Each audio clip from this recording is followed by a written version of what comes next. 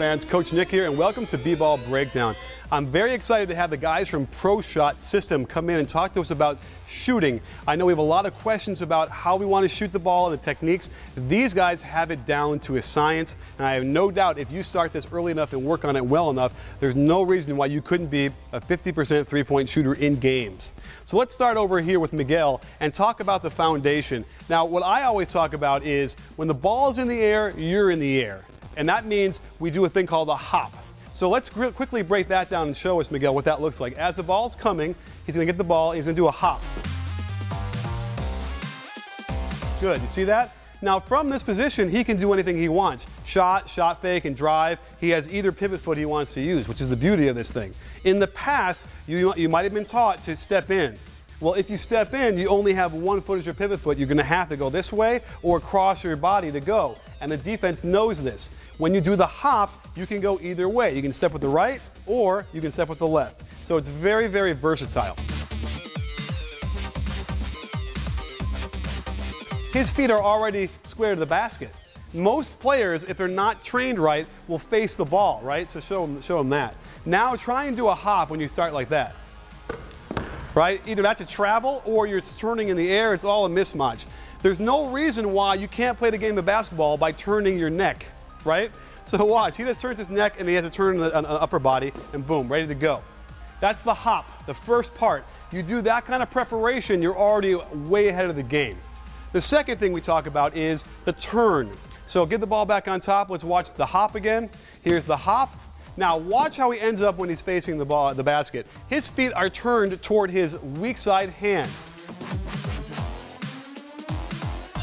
Now Miguel, tell us a little bit about what that does when you have a turn with your feet. It pretty much aligns your hip and your shoulder right in the middle of the basket and stuff. Okay, you have a lot of guys who have trouble keeping their elbow in.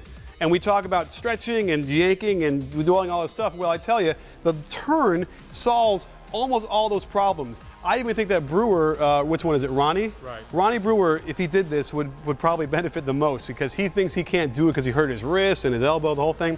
I think it's the turn would help him. So we have the hop and the turn.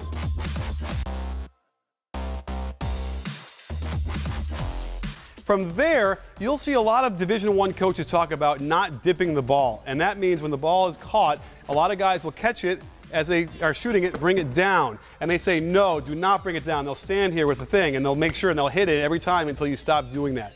It's very awkward, not easy to get a rhythm. So our take on that, and the same thing with the Pro Shot System, is if you do your preparation with the hop, doing a dip will not take any more time than it would normally take. Ray Allen does this and has a little bit of a dip, and that rhythm you get is crucial. Did you used to shoot without the dip? Yeah, I tried to, and it was hard to do that. Yeah, so what's the difference? If you want to rush it for a 1/10 of a second without a dip but miss 5% more of your shots, or do the dip, have the rhythm, make 5% more. I think the answer is pretty simple. So let's start again from the top. Here comes the hop. You'll see the turn.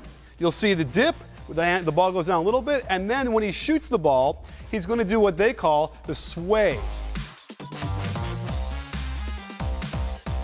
You might have heard this before where they talk about guys jumping forward a little bit.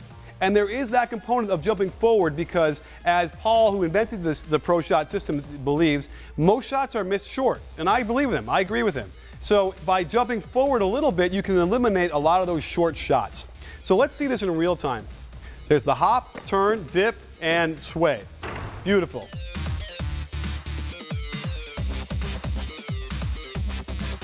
The sway isn't just simply jumping into the ball, jumping into your shot rigid, like this, okay?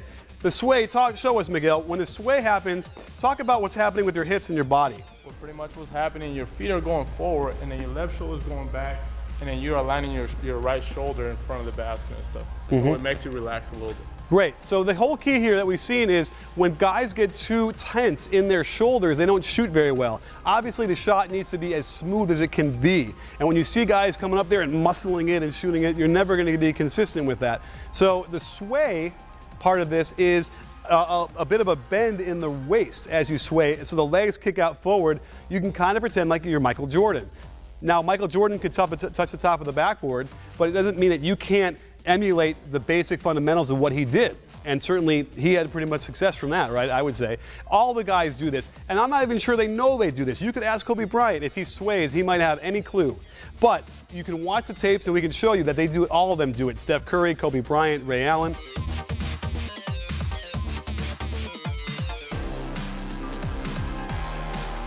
So here comes the ball. Hop, turn, dip, sway, splash. Beautiful. So that is how we shoot this shot, and I hope you guys can study this, and I guarantee you, if you're in the right setting and you work on this correctly, you can increase your percentage infinitely. I'm telling you, we can have an army of shooters coming out in the next 5 to 10 years that shoot 50-55% from three-point range. No reason why they can't with this kind of method. So thanks for joining us. I hope you learned a lot from this, and don't forget, lots more coming up at B-Ball Breakdown, because we're not a channel, we're a conversation. You in?